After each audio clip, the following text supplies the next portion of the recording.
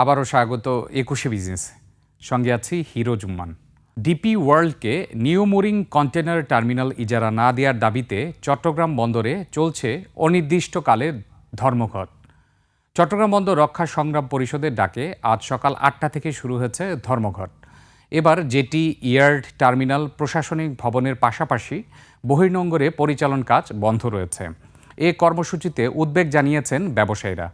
এমন পরিস্থিতিতে বন্দর কর্তৃপক্ষ প্রায় ২০০ সাধারণ কর্মচারী ও শ্রমিককে বন্দর ভবনের সম্মেলন কক্ষে জরুরি সভায় উপস্থিত থাকার নির্দেশ দিয়েছে। তবে আন্দোলনকারীরা এটি প্রত্যাখ্যান করেছেন।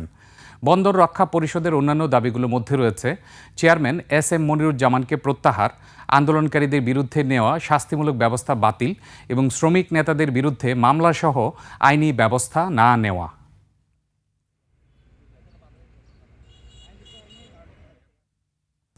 যুক্তরাষ্ট্রের সাথে বাণিজ্য চুক্তির আওতায় আগামী ৫ বছরে দেশটি থেকে $৫০০ বিলিয়ন পণ্য আমদানি করবে ভারত, যার মধ্যে রয়েছে তেল, গ্যাস, এয়ারক্রাফটের যন্ত্রাংশ, মূল্যবান ধাতু, প্রযুক্তি সামগ্রী, ওয়াইন, সয়াবিন, প্রক্রিয়াজাত ফল ও কৃষিপণ্য।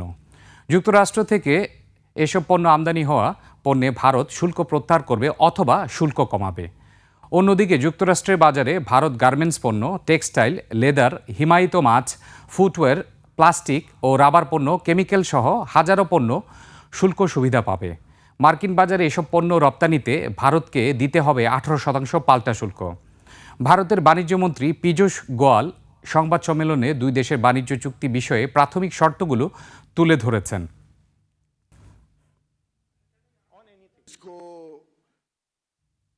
স্বল্পোন্নত দেশের তালিকা থেকে উত্তরণবার এলডিসি গ্র্যাজুয়েশনের আগে বাংলাদেশের জন্য এশিয়ার অন্যতম বড় বাজার জাপানে বাড়তি সুরক্ষা দিবে মুক্ত বাণিজ্য চুক্তি।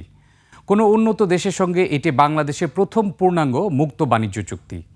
এই চুক্তি না হলে এলডিসি উত্তরণের পর জাপানের বাজারে শুল্ক সুবিধা হারিয়ে বাংলাদেশের রপ্তানি ৩,০০০ কোটি টাকা থেকে ৩,৬০০ কোটি টাকা পর্যন্ত কমে যেতে পারত। তবে ইপিএ কার্যকর হওয়ার প্রথম দিন থেকেই তৈরি পোশাকসহ বাংলাদেশের ৭,৩৭৯টি পণ্য জাপানের বাজারে শুল্কমুক্ত সুবিধা দেওয়া হয়েছে। অন্যদিকে পর্যায়ক্রমে ৩,৭৪১টি জাপানি পণ্য বাংলাদেশের বাজারে শুল্কমুক্ত প্রবেশাধিকার পাবে।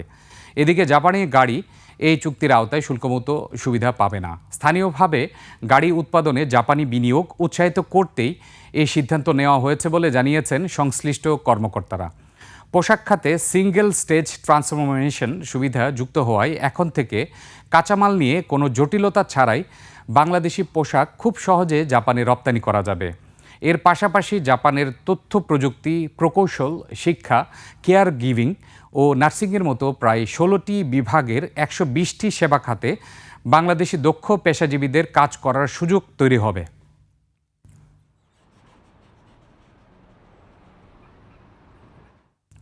প্রচুর ডলার আসছে।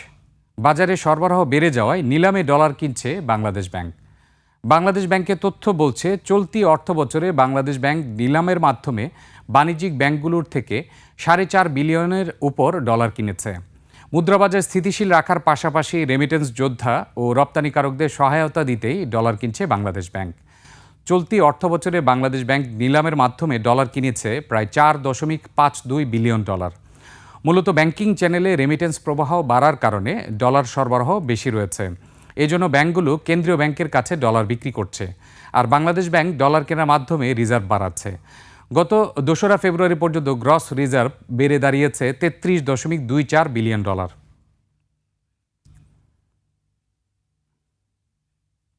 চট্টগ্রামের মিরসরাইয়ে শীতের শুরুতে সবজির দাম চড়া থাকলেও সরবরাহ বাড়ায় দাম কমেছে কিছুটা। মিরসরাইয়ে কয়েকটা বাজার দেখা গেছে বাঁধাকপি, শিম, ঢেঁড়স, লাউ, পেঁপে, করলা সহ প্রায় সব সবজির দাম কমেছে 10 থেকে 20 টাকা। তবে আলুর দাম কিছুটা বেড়েছে। নতুন পেঁয়াজ বাজারে আসায় কমেছে দাম। প্রতি কেজি বিক্রি হচ্ছে 70 থেকে 80 টাকা। কাঁচামরিচও সপ্তাহের ব্যবধানে 20 থেকে 30 টাকা কমে বিক্রি হচ্ছে 80 টাকা।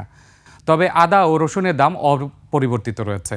ব্যবসায়ীরা বলছেন, সরবরাহ বাড়ায় দাম কমেছে। অন্যদিকে কৃষকদের অভিযোগ, সার ও কীটনাশকের দাম বৃদ্ধি হওয়ায় উৎপাদনের খরচ তুলতে হিমশিম খেতে হচ্ছে তাদের।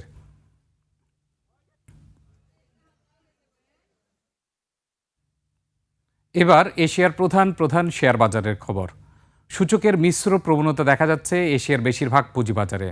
জাপানের শেয়ার বাজার নিকি সূচক 435 পয়েন্ট বেড়ে দাঁড়িয়েছে 53,253 পয়েন্টে। কমেছে হংকংয়ের শেয়ার বাজার হ্যাংসেংয়ের সূচক 325 পয়েন্ট কমে অবস্থান করছে 26,559 পয়েন্টে। কমেছে সিঙ্গাপুরের এসটিআই সূচক, এটি 41 পয়েন্ট কমে অবস্থান করছে 4,934 পয়েন্টে। চীনের শেয়ার বাজার সাংহাই কম্পোজিট ইন্ডেক্স অবস্থান করছে 4,065 পয়েন্টে, যা আগের দিনের চেয়ে 10 পয়েন্ট কম। বোম্বে সেন্সেক্স 30 ইন্ডেক্সকে দেখা যাচ্ছে ঊর্ধ্বমুখী প্রবণতায়। সেন্সেক্সের সূচক 266 পয়েন্ট বেড়ে অবস্থান করছে 83,580 পয়েন্টে। বেড়েছে থাইল্যান্ডের থাই স্টক এক্সচেঞ্জের সূচক, এটি 7 পয়েন্ট বেড়ে অবস্থান করছে 1,354 পয়েন্টে।